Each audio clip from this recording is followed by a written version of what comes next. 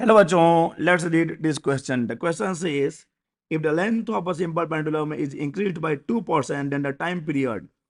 Options are A increases by 1%, B decreases by 1%, C increases by 2% और D decreases by 2%.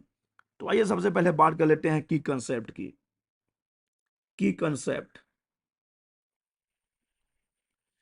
देखिए, यहां पर बात हो रही है time period of the simple pendulum, तो यही तो हमारा की कंसेप्ट हो जाएगा.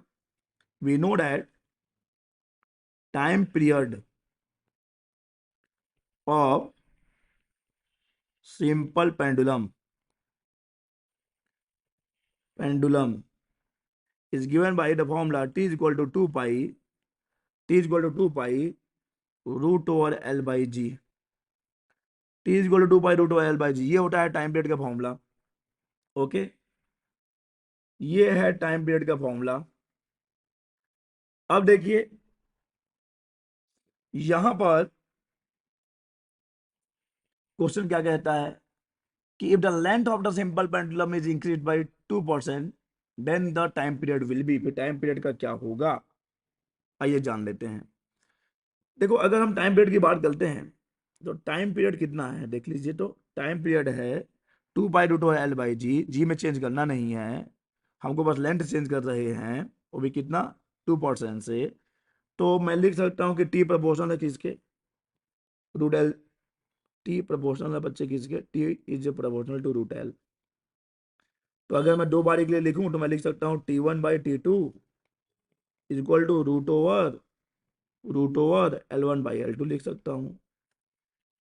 रूट ओवर L1/L2 लिख सकता हूँ. अब मान लो कि L1 जो है वो L था, तो L2 कितना हो जाएगा, ये देखिए L2 कितना हो जाएगा. हमने 2% बढ़ा दिया है, यानी कि L प्लस 2% ऑफ L, यही तो किया ना हमने. यानी L प्लस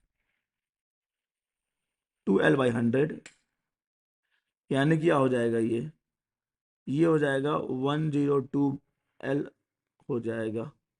L2 ये हो जाएगा, देख लीजिए हमने क्या किया, 2% इंक्रीज कर दिया है ना बच्चे.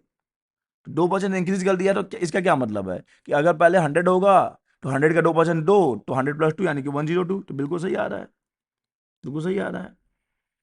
यानी अब जो L2 हो जाएगा वो कितना टाइम्स हो जाएगा, 1.02 टाइम्स हो जाएगा L के. तो वैल्यू पुट कर लेते हैं ना हम लोग. तो T1/T2 इज इक्वल टू आ जाएगा, देखो L1 को हमने L ले लिया और T2 को हमने क्या ले लिया, 1.02 टाइम्स ऑफ L ले लिया. तो L और L तो कैंसिल हो गया. हमको पता करना है कि T2 क्या होगा. ठीक है, T2 क्या होगा, तो हम थोड़ा इसको उल्टा लिख लेते हैं, रेसिप्रोकल ले लेते हैं.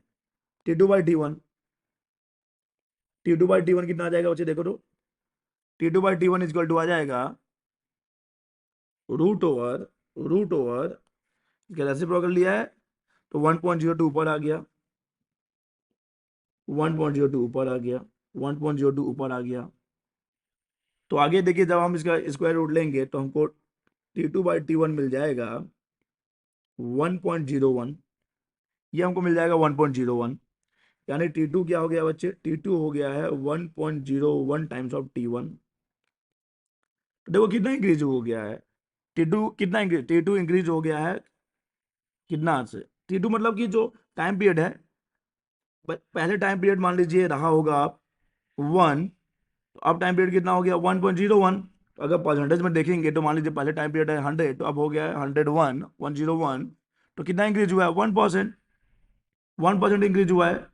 आप निकाल सकते हो परसेंटेज चेंज, हम निकाल सकते हैं. कैसे निकाल सकते हैं देख लो. परसेंटेज चेंज निकालना है तो आप निकालने का हमारे पास तरीका है, चलिए हम इसको निकाल के भी दिखा देते हैं. परसेंटेज निकालना है तो आप करोगे T2 minus T1 divided by T1 into 100, यही तो है परसेंटेज चेंज. T2 है 1.01 ऑफ T1 माइनस, ठीक है,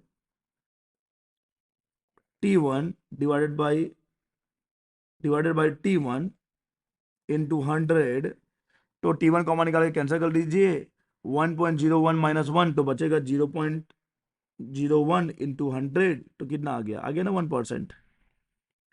यानी जब हमने लेंथ को क्या किया है बच्चे, जब हमने लेंथ को इंक्रीज किया है बाई 2%, तो टाइम पीरियड इंक्रीज हो गया है by 1%. So the correct option for this question is a, increases by 1%. A increases by 1%.